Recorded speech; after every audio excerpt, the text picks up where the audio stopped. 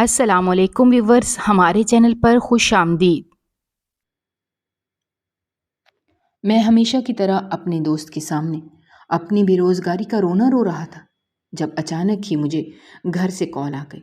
میں نے کال اٹھائی تو امی کافی جلدی میں لگ رہی تھیں۔ انہوں نے مجھے کہا ابھی اور اسی وقت گھر واپس آؤ۔ امی کی بات سن کر میں بھی تیزی سے اپنے دوست سے اجازت لے کر نکلا۔ گھر پہنچا تو وہاں پر خالہ کو بیٹھے دیکھا اور مجھے غصہ آ گیا۔ یہ عورت مجھے شروع سے ہی پسند نہیں تھی۔ اس کی سب سے بڑی وجہ یہ تھی کہ یہ ہمارے خاندان کی سب سے امیر عورت تھی اور اسے اپنے پیسے کا بہت غرور تھا۔ یہی وجہ تھی کہ یہ غریب لوگوں کو زیادہ منہ نہیں لگاتی تھی اور اپنے غریب رشتہ داروں کے گھر تو جانا پسند ہی نہیں کرتی تھی۔ اگر شادی پر کبھی اس سے ملاقات ہو جاتی تو یہ ہمیشہ ہی مجھے میری بے روزگاری کا تانا دیتی تھی اور مجھے کہتی تھی کہ کیا فائدہ تمہارا اتنا زیادہ پڑھ لکھ جانے کا جب تمہیں کوئی نوکری مل ہی نہیں رہی۔ اس کی بات سن کر میں ہمیشہ ہی خاموش ہو جایا کرتا تھا کیونکہ میں اس سے بدتمیزی کر کے کسی بھی قسم کا تماشا نہیں بنانا چاہتا تھا۔ خاندان کے سارے ہی لوگ اس کے آگے پیچھے پھرتے تھے۔ اس کے نہ صرف خوبصورت بیٹے تھے بلکہ اس کی 2-3 جوان بیٹیاں بھی تھیں۔ لہٰذا ہر کسی کی یہی خواہش تھی کہ اپنے بیٹوں کے لیے اس کی بیٹیاں بیاہیں، کیونکہ اس نے اپنی پہلی بیٹی کی شادی جس گھر میں کی تھی اس گھر کی قسمت کھل گئی تھی۔ اس کی بیٹی کی وجہ سے اس کے گھر کے حالات بھی اچھے ہو گئے تھے کیونکہ یہ اپنی بیٹی کے گھر میں بہت سارے پیسے ہر مہینے بھجوا دیتی تھی۔ کوئی نہیں جانتا تھا کہ آخر اس کے پاس اتنے زیادہ پیسے کہاں سے آتے ہیں۔ مجھے تو اس کی کوئی بھی بیٹی اچھی نہیں لگتی تھی اور نہ ہی میں نے کبھی ان کی طرف نظر اٹھا کر دیکھا تھا۔ اس کی سب سے بڑی وجہ یہ تھی کہ اس کی بیٹیاں بہت ہی بے حیا اور بے شرم تھیں۔ انہیں اپنی عزت کی پرواہ نہیں تھی اور نہ ہی وہ کسی دوسرے کی عزت کی پرواہ کرتی تھیں۔ وہ ایسا لباس پہنتی تھیں کہ دیکھنے والے کو شرم آ جاتی تھی لیکن پہننے والے کو شرم نہیں آتی تھی۔ میرا صرف ایک بار اس کی بیٹی کے ساتھ ٹاکرا ہوا تھا اور وہ بھی غلطی سے۔ دراصل میرے کزن کی شادی تھی۔ میں تیزی سے کمرے سے باہر نکل رہا تھا۔ مجھے پتہ ہی نہ چلا، یکدم ہی وہ تیزی سے آئی اور مجھ سے ٹکرا گئی۔ اس میں غلطی صرف اور صرف اس کی تھی کیونکہ وہ دوسری طرف دیکھتی تیزی سے آگے بڑھ رہی تھی۔ میں نے پھر بھی اس سے معذرت کر لی لیکن میری ماں حضرت کو سن کر وہ کچھ زیادہ ہی ہوا میں اڑنے لگی اور مجھے باتیں سنانے لگی اور کہنے لگی کہ تمہیں ذرا بھی تمیز نہیں، اگر چلنا نہیں آتا تو چلا ہی مت کرو، کم از کم دوسروں کے لیے پریشانی پیدا مت کرو۔ میں نے یہ بات بھی اس کی بہت تحمل سے سنی لیکن جب اس نے مجھے یہ کہا کہ نہ جانے کیسی تربیت کرتے ہیں لوگ اپنے بچوں کی، تب میرا پارا ہائی ہو گیا۔ میں بھی اسے باتیں سنانے لگا۔ وہ یکدم ہی پھوٹ پھوٹ کر رونے لگی اور تائی امی کو آواز دینے لگی۔ تائی امی بوتل کے جن کی طرح وہاں پر حاضر ہو گئی۔ یوں لگ رہا تھا جیسے وہ اسی آواز کا انتظار کر رہی تھی۔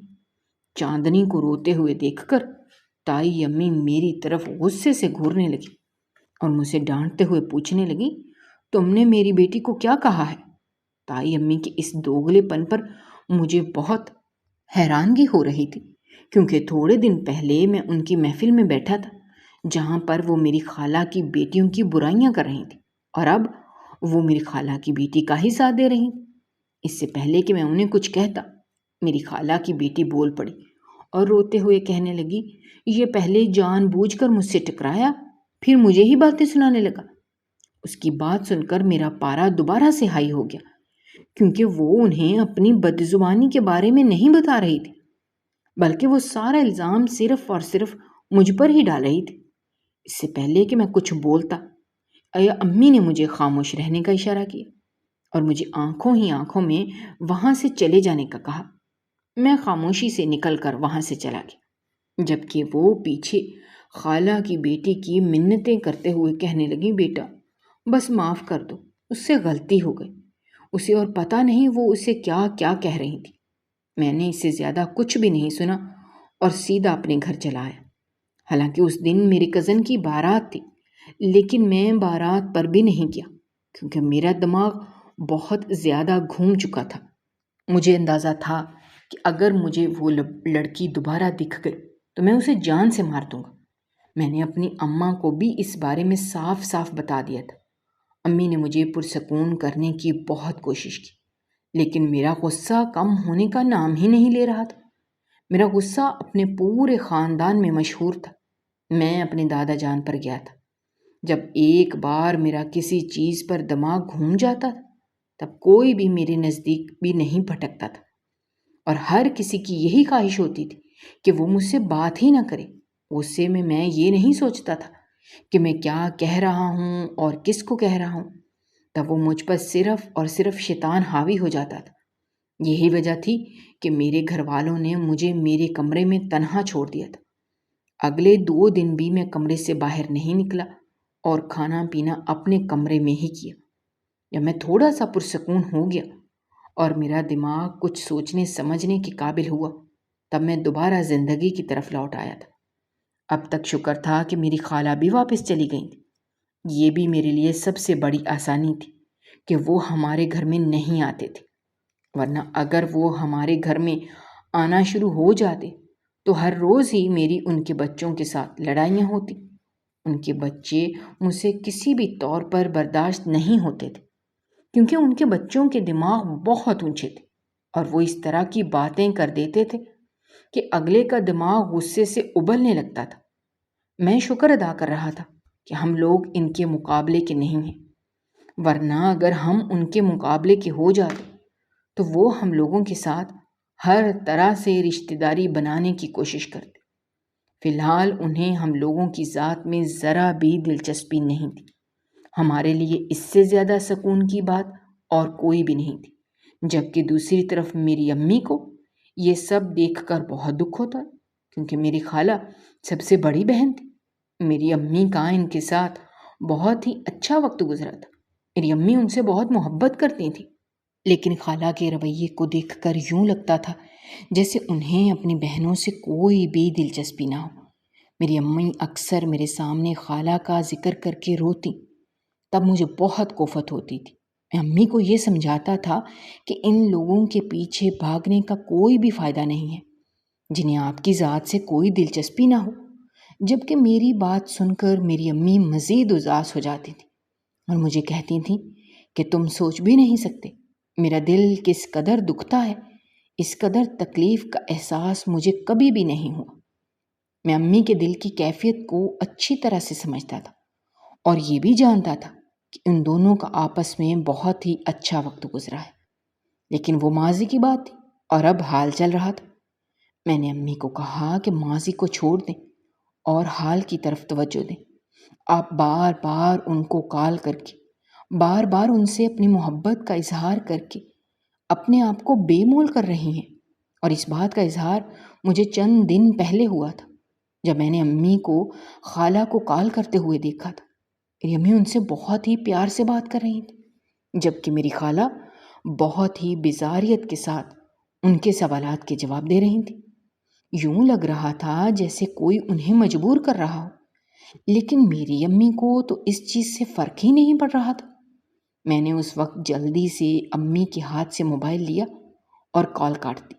میری یہ حرکت دیکھ کر امی غصہ کرنے لگی اور مجھے کہنے لگی، تم اس طرح کی بدتمیزی کیسے کر سکتے ہو؟ تمہیں پتہ بھی ہے کہ میں تمہاری خالہ سے بات کر رہی تھی، تم نے کال کیوں کاٹی؟ میں نے امی سے کہا، موبائل سپیکر پر تھا، مجھے خالہ کی آواز بخوبی سنائی دے رہی تھی۔ مجھے یہ بھی پتہ چل رہا تھا کہ وہ کس قدر مشکل سے آپ کے سوالات کا جواب دے رہی ہیں۔ یوں لگ رہا تھا جیسے وہ آپ پر احسان کر رہی ہوں۔ میری بات سن کر امی نے تیزی سے نفی میں سر ہلایا اور میرا ہاتھ پکڑ کر مجھے کہنے لگی، تمہیں بیٹا غلط فہمی ہوئی ہے، ایسا کچھ بھی نہیں ہے۔ وہ تو مجھ سے بہت ہی اچھے طریقے سے بات کر رہی تھی اور مجھے اپنے بچوں کے بارے میں بتا رہی تھی۔ تم سوچ بھی نہیں سکتے مجھے کتنی خوشی ہوئی ہے۔ آج اتنے عرصے بعد میرا اس سے رابطہ ہوا تھا، لیکن وہ بھی اسی وجہ سے کیونکہ وہ بہت زیادہ مصروف رہتی ہے۔ تمہیں تو پتہ ہے اس نے گھر کے ساتھ باہر کے نظام کو بھی دیکھنا ہوتا ہے۔ امی کی بات سن کر مجھے بہت افسوس ہوا۔ امی حقیقت جاننا ہی نہیں چاہتی تھی، اور وہ یہ بھی نہیں ماننا چاہتی تھی کہ خالہ کو ان کی میں کوئی دلچسپی نہیں ہے۔ ان کے سر پر تو وہ اپنی بہن کی محبت سوار تھی، اور وہ اپنی آنکھوں پر صرف اور صرف خون کے رشتے کی پٹی باندھ کر بیٹھی ہوئی تھی۔ میں اچھی طرح سے جانتا تھا کہ میری خالہ صرف انہی لوگوں سے تفصیل سے بات کرتی تھی، جن لوگوں کے ساتھ خالہ کے اچھے تعلقات ہوتے تھے یا جو خالہ کے معیار پر پورے اترتے تھے۔ وہ ان لوگوں سے بات نہیں کرتی تھی جو کہ غریب ہوتے تھے۔ یہی وجہ تھی کہ وہ امی کو بہت ہی کم کال کرتی تھی، لیکن میں امی کو اس بارے میں اب کچھ بھی سمجھانے کی کوشش نہیں کرتا تھا۔ میں چاہتا تھا کہ وہ خود ہی یہ پٹی ان کی آنکھوں سے اترے تاکہ انہیں حقیقت کا پتہ چلے۔ آج خالہ کو اپنے صحن میں دیکھ کر مجھے دوبارہ سے غصہ آ گیا۔ میں نے ان سے نہایت ہی نپے تلے انداز میں سلام کیا۔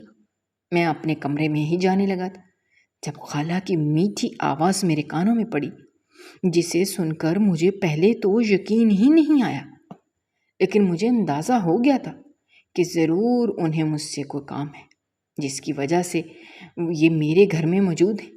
نہ صرف یہ میری امی سے ہنس ہنس کر باتیں کر رہی تھیں، بلکہ مجھے بھی بہت ہی میٹھے انداز میں پکار رہی ہیں۔ اب سوال یہ پیدا ہوتا تھا کہ آخر انہیں مجھ سے ایسا کون سا کام ہو سکتا ہے۔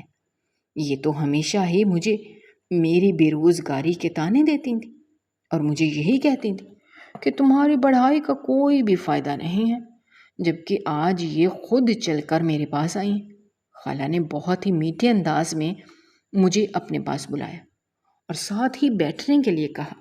میں نہ چاہتے ہوئے بھی ان کے پاس چل کر بیٹھ گیا، کیونکہ اب میرا وجود بھی تجسس سے بھر چکا تھا اور میں یہ جاننا چاہتا تھا کہ آخر ایسی کون سی چیز ہے جو خالہ کو یہاں پر کھینچ کر لے آئی ہے۔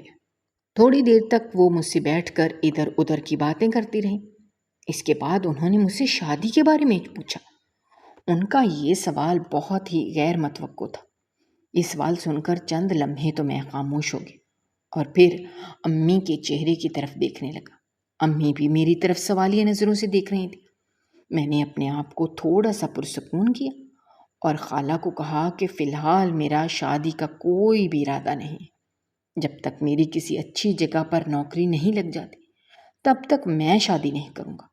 میری بات سن کر خالہ نے افسوس سے نفی میں سر ہلایا اور پھر مجھے سمجھاتے ہوئے کہنے لگی، شادی کا تمہارے روزگار سے تعلق ہے اور بہت ہی قریبی تعلق ہے، لیکن میں تمہیں یہ بھی بتا دیتی ہوں کہ آدمی کے حصے میں جو رزق آتا ہے وہ اس کی بیوی کی وجہ سے آتا ہے۔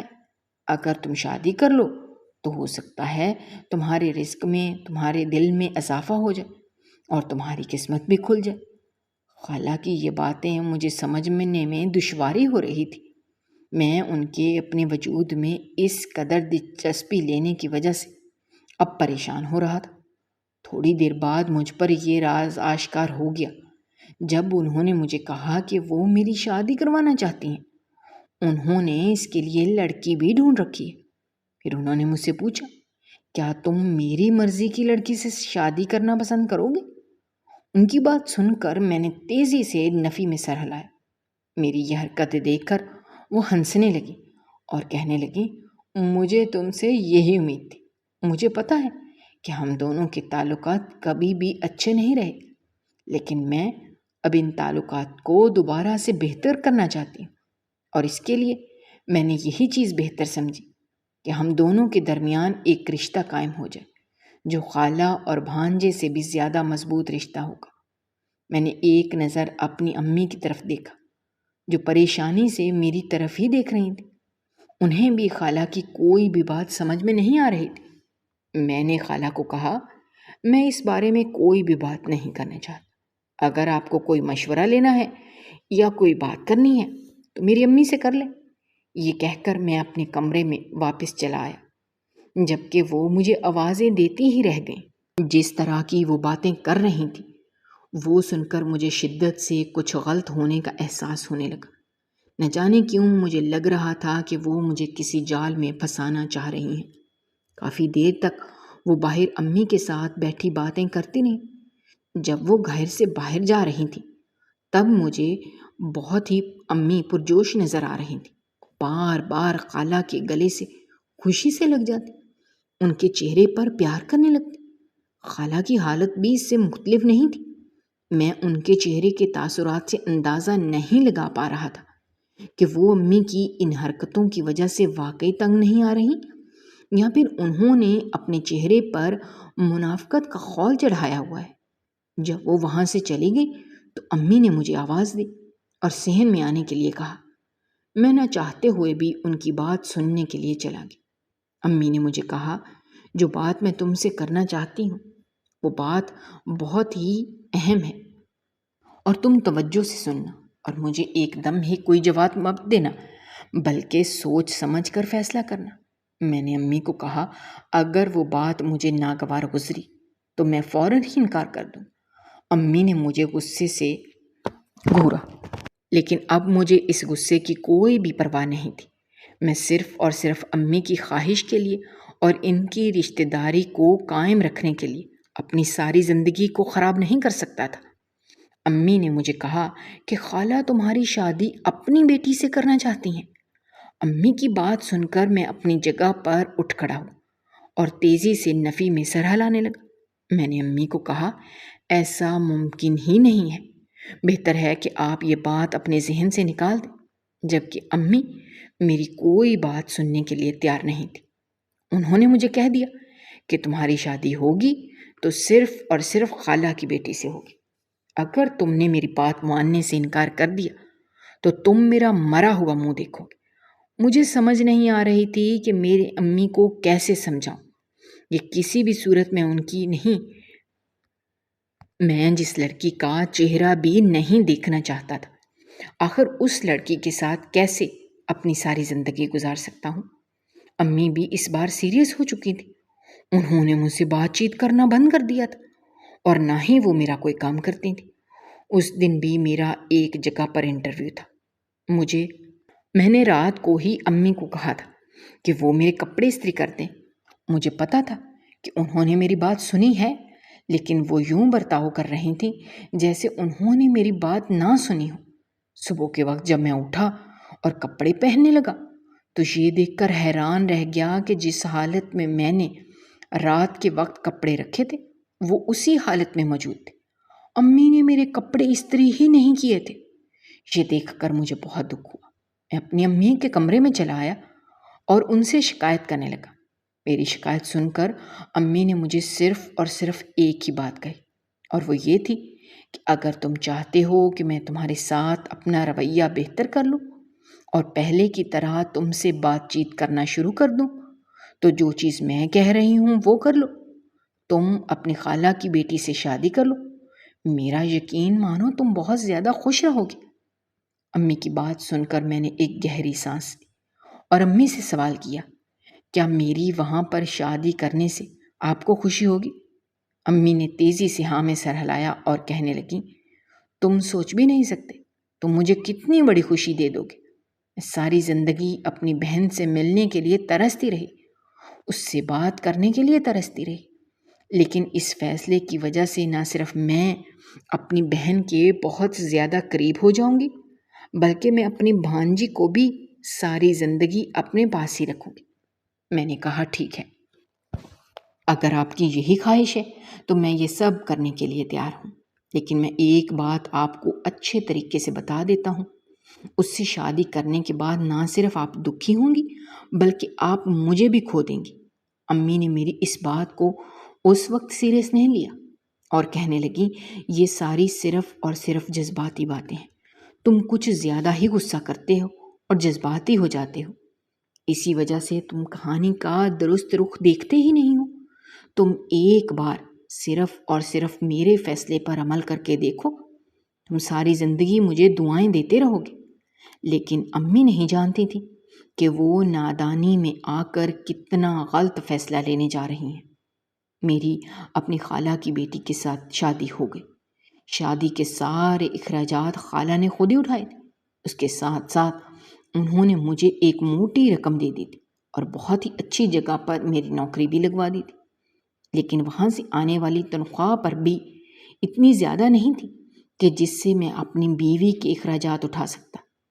میری بیوی کے اخراجات حد سے زیادہ تھے اور اس کے نخرے بھی بہت اونچے تھے۔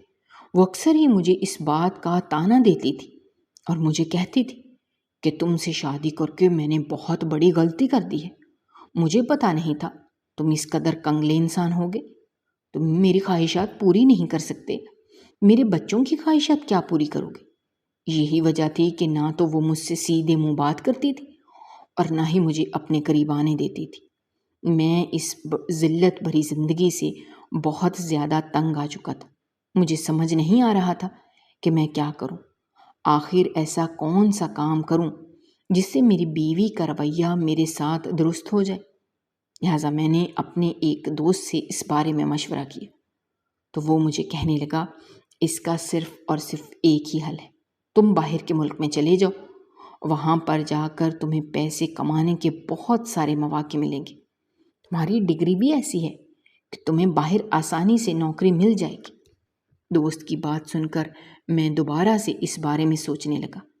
دراصل پہلے بھی میں نے باہر جانے کا ارادہ کیا تھا، لیکن اس وقت جب میں نے اپنی امی سے اس بارے میں بات کی تھی تب میری امی رونے لگی تھی اور مجھے کہنے لگیں کہ میرا صرف اور صرف ایک ہی بیٹا ہے، اگر اسے بھی باہر بھیج دوں گی تو اکیلی یہاں پر میں خود کیا کروں گی؟ امی بہت زیادہ جذباتی ہو گئیں، لہٰذا یہی وجہ تھی کہ میں نے باہر جانے کا ارادہ ملتوی کر دیا تھا۔ اب حالات جیسے پیدا ہو گئے تھے، مجھے یقین تھا کہ امی مجھے اس بار نہیں روکیں گی۔ دوسری طرف امی کی حالت دیکھ کر بھی مجھے بہت دکھ ہوتا تھا، کیونکہ امی کی ہمیشہ سے یہی خواہش تھی کہ جب وہ بہو لائیں گی تب وہ آرام کریں گی، لیکن یہاں پر بہو لانے کے بعد نہ صرف وہ میرے کام کر رہی تھی بلکہ انہیں بہو کے بھی کام کرنا پڑ رہے تھے۔ ان کے کاموں میں اضافہ ہو گیا تھا۔ ان کی کمر کا درد جانے کا نام ہی نہیں لے رہا تھا۔ امی کی یہ حالت دیکھ کر مجھے بہت افسوس ہوتا تھا، لہٰذا یہی وجہ تھی کہ اکثر میں جب کام سے جلدی واپس گھر آ جاتا تھا تو امی کا ہاتھ بٹا دیتا تھا۔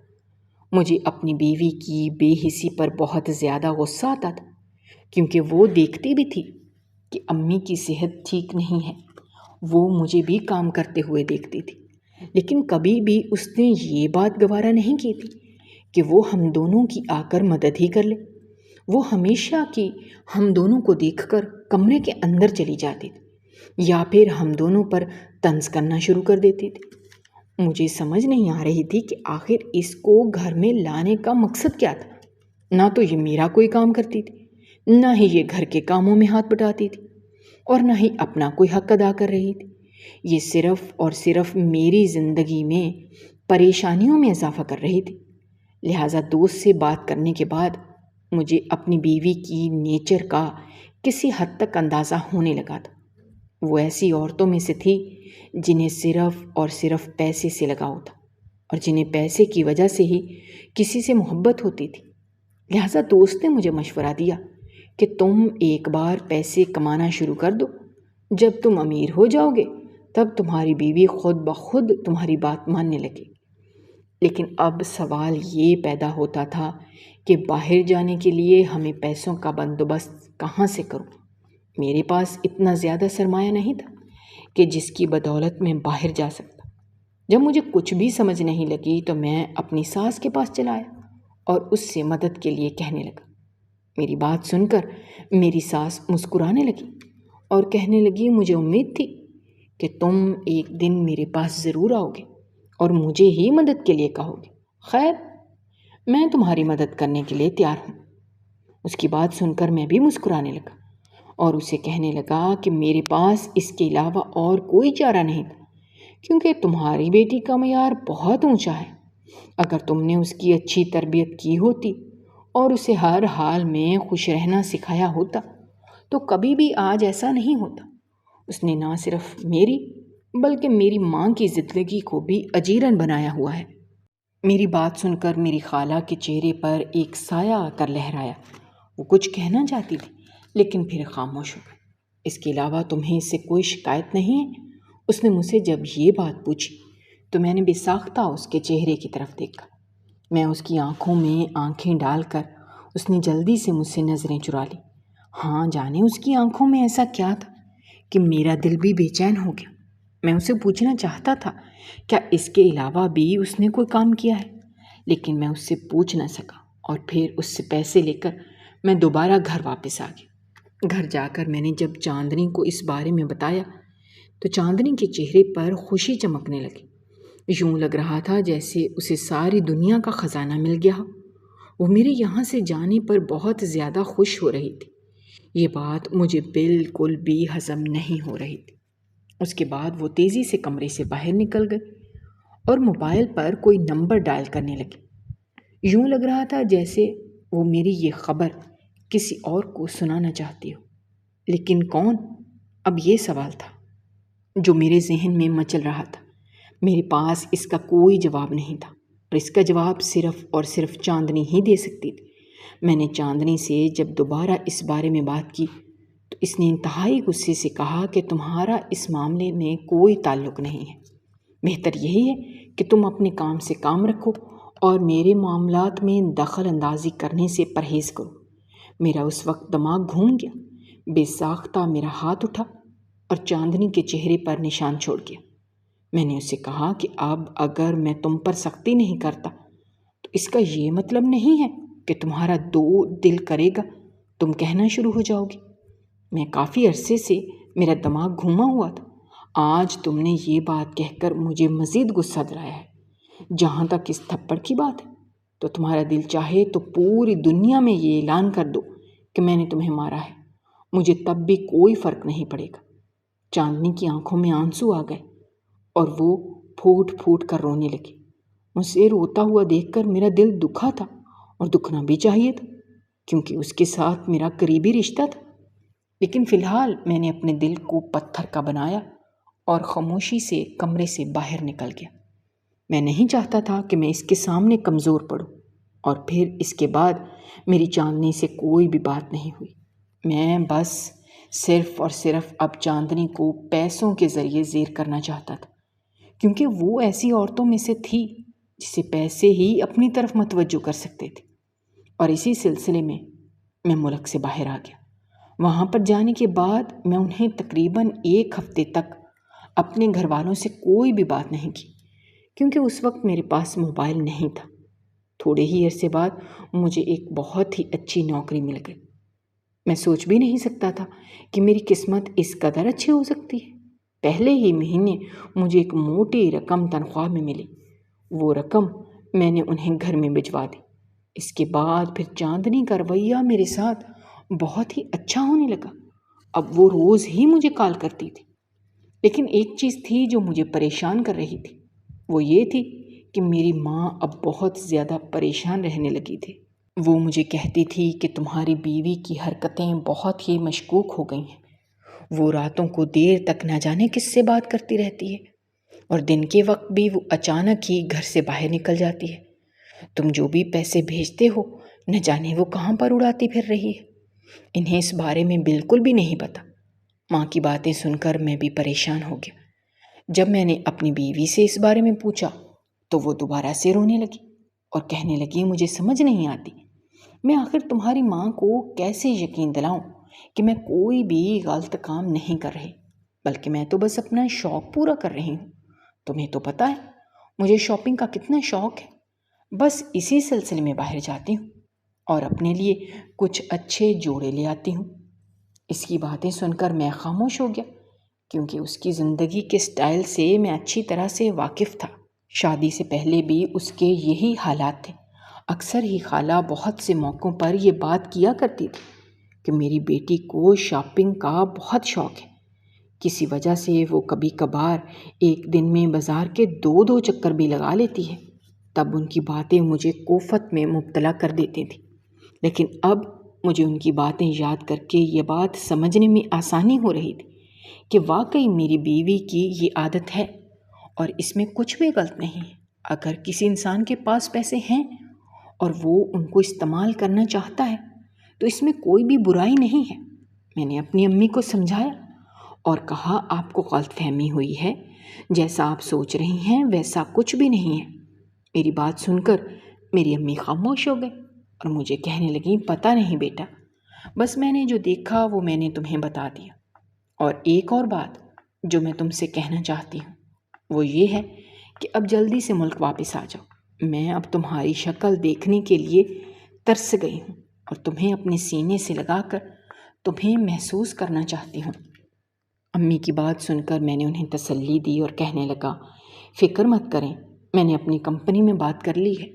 انہوں نے مجھ سے وعدہ کیا ہے کہ وہ اگلے ہی مہینے مجھے دوبارہ سے پاکستان بھیج دیں گے۔ میں جس کمپنی میں کام کر رہا تھا وہ بہت ہی اچھی کمپنی تھی، چونکہ میں اپنے کام میں بہت ہی زیادہ ماہر تھا۔ اسی وجہ سے میں بہت ہی جلد ترقی کی منازل طے کرتا پھر رہا تھا، اور یہی وجہ تھی کہ اب ہر جگہ پر میری واہ واہ ہونے لگی تھی، چونکہ میں بہت ذہین بھی تھا۔ اس لیے یہ کام سیکھتے ہوئے زیادہ مشکل بھی پیش نہیں آئی تھی۔ اب چونکہ مجھے کمپنی کی طرف سے بھی مکمل طور پر سپورٹ مل رہی تھی، اسی وجہ سے میں نے اپنے ملک واپس جانے کا فیصلہ کیا۔ میں اپنے خاندان والوں کو سرپرائز دینا چاہتا تھا، اس لیے میں انہیں بتائے بغیر پاکستان پہنچ گیا۔ تقریباً آدھی رات کا وقت تھا۔ میں اپنے گھر کے دروازے کے سامنے کھڑا تھا۔ میں نے پہلے دستک دینے کا فیصلہ کیا، لیکن پھر یہ دیکھ کر میں حیران رہ گیا کہ دروازہ پہلے سے کھلا ہوا تھا۔ رات کے اس پہر کھلے دروازے کو دیکھ کر مجھے شدت سے کچھ غلط ہونے کا احساس ہوا۔ میں خاموشی سے دبے پاؤں گھر کے اندر داخل ہو گیا۔ اس وقت میری بیوی کے کمرے کا بلب جل رہا تھا۔ میں جیسے ہی کمرے کے اندر گیا، سامنے کا منظر دیکھ کر مجھے بہت ہی حیرت ہوئی۔ اس وقت میری بیوی کے کمرے میں ایک آدمی بیٹھا ہوا تھا، اور اس آدمی کو دیکھ کر میرا دماغ غصے سے کھولنے لگا۔ میں تیزی سے اس کی طرف بڑھا اور اس پر حملہ کرنے لگا۔ جب اس نے مجھے پیچھے کی طرف دھکا دیا اور مجھے کہا، یہ عورت تمہارے ساتھ خوش نہیں ہے اور تم سے طلاق لینا چاہتی ہے۔ میں نے ایک نظر اپنی بیوی کی طرف دیکھا تو وہ تیزی سے نفی میں سر ہلانے لگی اور مجھے کہنے لگی، صرف ایک بات میری بات سن لو۔